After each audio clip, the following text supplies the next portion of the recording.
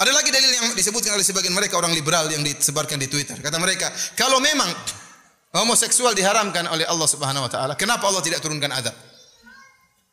Ya akhi, azab tidak mesti di dunia. Bahkan kebanyakan azab di mana? Di akhirat. Kalau ini dalilnya bahwasanya setiap maksiat harus turunkan azab, maka banyak sekali maksiat yang halal. Banyak pesina-pesina itu yang tidak diturunkan azab. Berarti apakah zina itu halal? Banyak koruptor-koruptor yang tidak diturunkan azab. Apakah korupsi itu halal?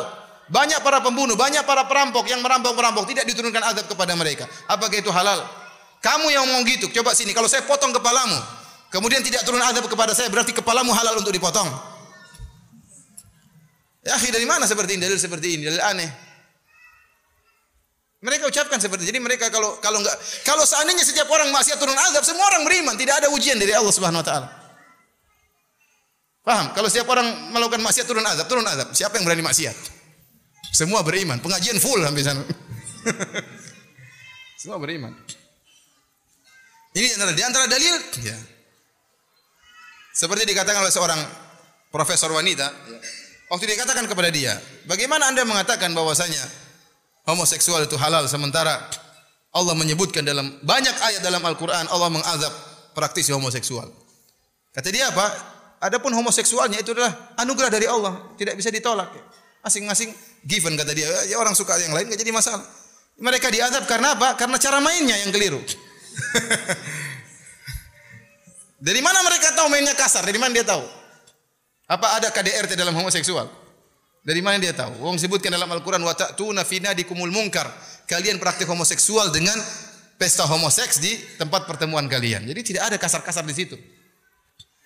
Mereka main biasa-biasa saja, namun mereka diazab bukan karena kasarnya tapi karena homoseksualnya tersebut. Makanya Nabi Lut selalu mengatakan atatuna rijal. Apa kalian mendatangi para laki? Bukan apa kalian kasar dalam bermain, tidak.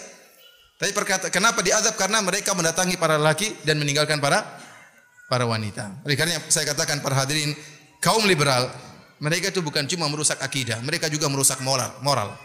Moral bangsa ini mau dirusak.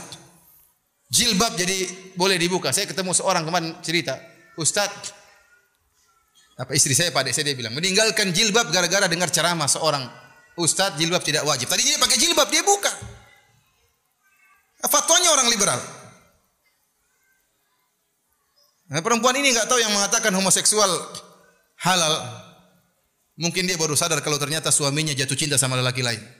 Baru dia, atau anak perempuannya ingin nikah sama wanita lain. Atau suaminya minta poligami tapi poligami sama para lelaki. Baru dia sadar. Kena batunya baru dia sadar. Oleh karena saya katakan para hadirin hadirat subhanahu wa taala, orang-orang liberal menghalalkan perkara-perkara seperti ini dan tidak ada orang liberal yang berani membantah liberal ini, enggak berani. Tidak ada orang liberal membantah bolehnya homoseksual. Kenapa? Kalau dia bantah berarti liberalnya hancur.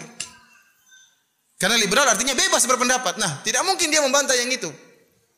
Jadi ente mau ngomong apa saja, mau boleh laki-laki dengan laki-laki, perempuan dengan perempuan, tidak ada orang liberal yang berani membantah. Mereka walaupun ada di antara hati mereka tidak setuju, dia hanya diam-diam aja.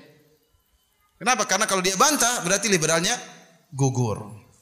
Makanya para hadirin hadirat subhanahu wa taala, ini adalah perkara yang berbahaya. Kita ingatkan saudara-saudara kita jelaskan bahwasanya praktik homoseksual adalah kelainan, perkara yang menjijikkan, aneh, ya. Perkara yang mendatangkan kemurkaan Allah di dunia maupun di akhirat, dan kita ingatkan anak-anak kita dan juga keluarga kita dan tangga-tangga kita. Dan hati-hati kalau anak kita bergaul, hati-hati, jangan sembarang dia bergaul. Kalau bergaul dengan seorang yang lemah gemulai kemudian manis perkataannya, ini hati-hati.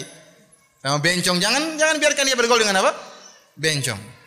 Terus tanda lihat anak-anak kita mulai misalnya mulai malam-malam sebelum tidur pakai apa, hembody, kemudian mulai lembut-lembut. Wah, ini bahaya ini. Suruh latihan karate kalau sudah begini ya. Iya, suruh latihan karate, dipukulin sama pukul biar dia apa? Biar jadi laki-laki. Nah, ini bahaya seperti ini. Hobinya masak-masak, kemudian waduh gawat seperti ini. Hobinya jahit pakaian, ini laki-laki, jauh, jangan sampai dia jadi apa? Kewanitaan seperti ini. Kemudian kita pun demikian.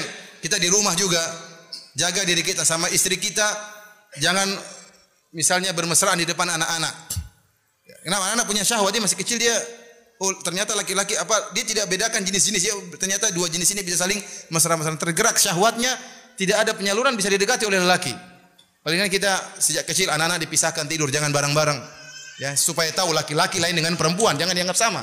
Laki-laki lain, perempuan lain. Kita pun jangan bermesra-mesraan depan anak-anak yang kemudian sampai terlihat sebagian aurat kita, hati-hati. Ini semua di antara faedah dari menjalankan sunnah-sunnah Nabi sallallahu alaihi wasallam.